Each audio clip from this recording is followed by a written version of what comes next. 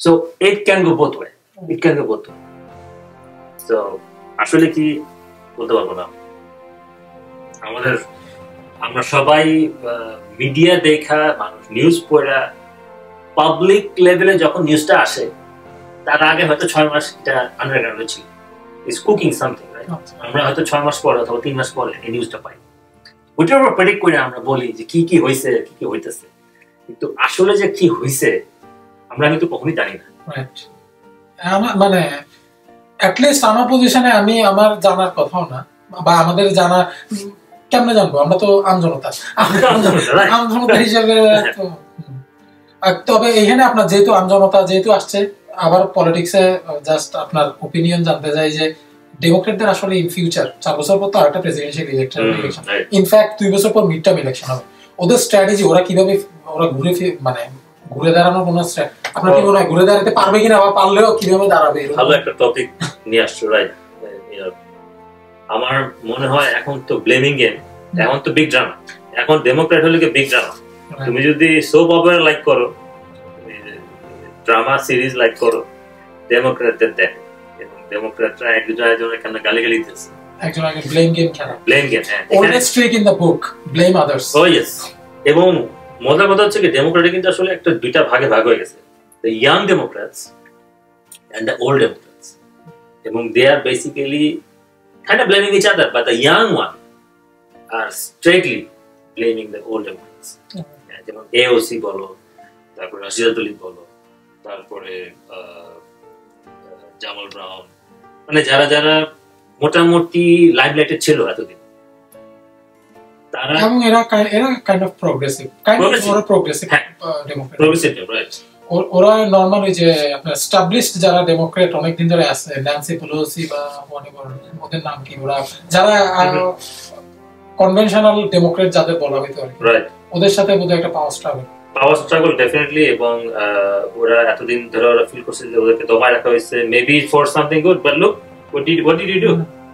You failed us. So তোমার পাওয়ার struggle করছো, যেটাই করো, তোমার ফর্মুলা was wrong.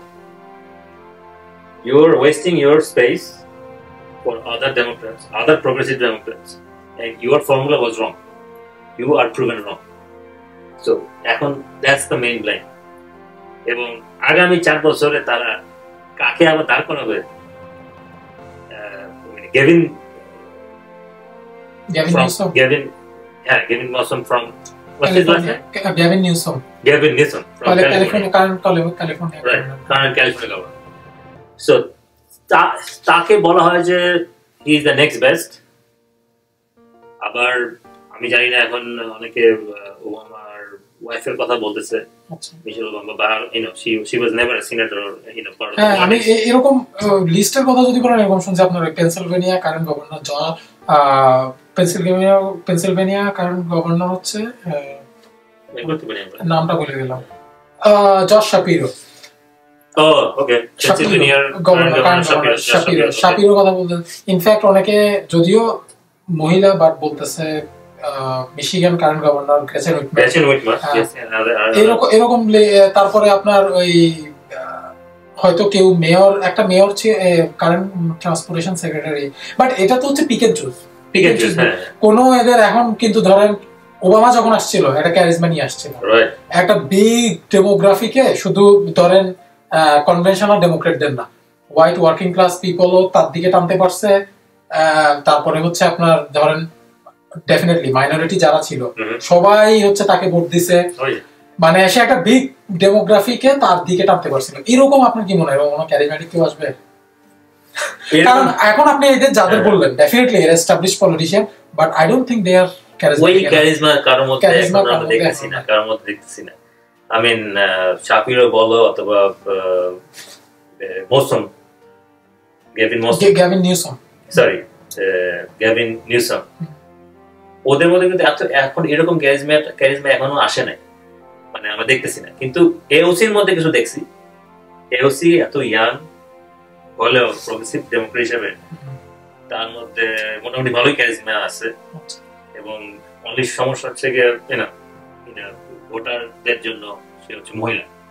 আচ্ছা, আরেকটা জিনিস ভাই, মহিলা আর আমার মনে হয় তার ক্যারিজমা একটা লিমিটেড ডেমোগ্রাফির মধ্যে, একটা বিশাল ডেমোগ্রাফি তাকে ক্যারিজমা বলতে তাকে পছন্দ করে না, তার আইডিওলজি। ওবামার ক্ষেত্রে হয়েছে কি, বিভিন্ন আইডিওলজির লোকজন তাকে পছন্দ করত, হোক সে কনজারভেটিভ বা moderate conservative, liberal or progressive.